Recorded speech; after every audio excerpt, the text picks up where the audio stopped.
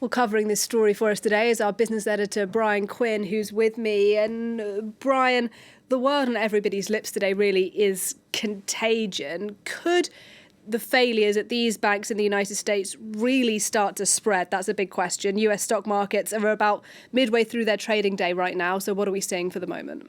So, Nadia, the real focus of the worry amid these banks' failures is not so much the Wall Street behemoths who nearly crashed the world economy in 2008, but rather small and medium-sized banks. Their shares are getting hammered today.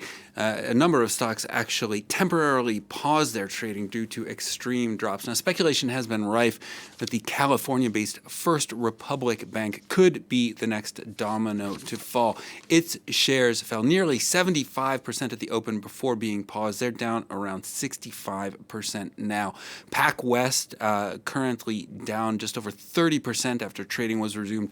Zions Bank Corp is down around 18%. Retail investment stalwart Charles Schwab shares are down, it looks like, more than 9.5%. Now, all those shares are pairing even steeper losses earlier. Meanwhile, the major U.S. banks like J.P. Morgan, Chase, Citibank, and Bank of America have seen their shares take a significantly milder hit. Citi is faring the worst of the three. Its shares down nearly 6%. These banks are actually the ones that could stand to benefit from a flight of capital from smaller banks, with J.P. Morgan Chase's so-called fortress balance sheet in particular inspiring a massive influx of new account openings. Overall, U.S. indexes are actually having a volatile day, but it's far from a market crash. The Dow, S&P, and the Nasdaq are each in positive territory so far today. So, Bryan, that's how it's looking on the markets right now. But just zoom out for us a little bit if you can. Tell us what happened over the weekend. How did we get here? So, Nadia, at a basic level, most banks work by taking in customer deposits and then lending out those deposits to other customers while charging interest on the money. The problem for Silicon Valley Bank was that, as its name suggests, its main client base consisted of tech startups.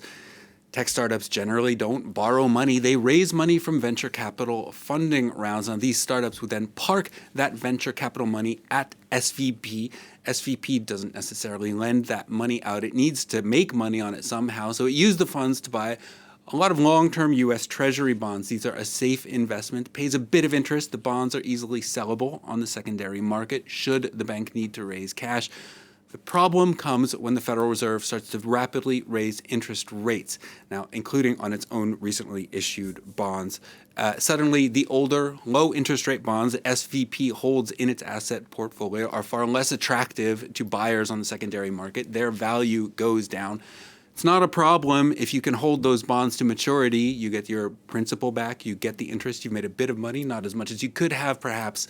But the problem comes when the Federal Reserve starts raising interest rates. Now, of course, the interest rates start to reduce risk appetite among investors. Borrowed money is not free anymore. Suddenly there's less venture capital to go around. Startups need to withdraw more of their deposits because they're not getting venture capital, which means SVB needs to raise cash. It needs to sell bonds.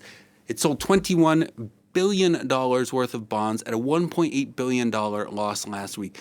Now, the U.S. Federal Deposit Investment Corporation insures deposits up to $250,000, but of course, many of SVB's clients had much more than that parked in the bank. These are uninsured deposits. Venture capitalists look at a $1.8 billion loss. They say this bank is in trouble. They advise clients to pull their deposits from the bank, and then basically you just have a textbook run on the bank. Everyone tries to withdraw their funds at the same time. The bank doesn't have the money, collapses. Okay, so essentially, Bryan, what you're saying is this bank, SVB, was brought down by its own lack of preparedness for the return of a high interest rate environment that we're currently in. Explain to us then, where do we go from here? That is what happened. If you look at the two other recent U.S. bank failures over the past week, there was Silvergate Capital and Signature Bank as well. Similar story for those two, except instead of venture capital, they were overly exposed to cryptocurrency deposits. Now, crypto is also extremely sensitive to rising interest rates. The money is no longer free to borrow. Risky assets lose value. Customers need to withdraw. Assets need to be sold at a loss. Confidence is lost. Bank run ensues. The current crisis is essentially putting the U.S. Federal Reserve in a policy pickle, we could call it. U.S. economic data keeps coming in hotter than expected. Jobs numbers, inflation numbers. The bank wants to keep raising interest rates to get inflation under control, but it doesn't want to do that if it means destroying America's regional banking sector. Now, analysts had been forecasting that the Fed might hike interest rates by 0.5% next week. Many are now predicting that there won't be any hike at all at the next meeting on March 22nd, and maybe a more modest 0.25% hike later in the spring when the bank is hoping this current panic has blown over. All right, Bryan Quinn, thanks very much indeed for coming in and to explaining to us exactly what it is that we saw over the weekend with that bank, SVB. Nice to see you. Bryan Quinn.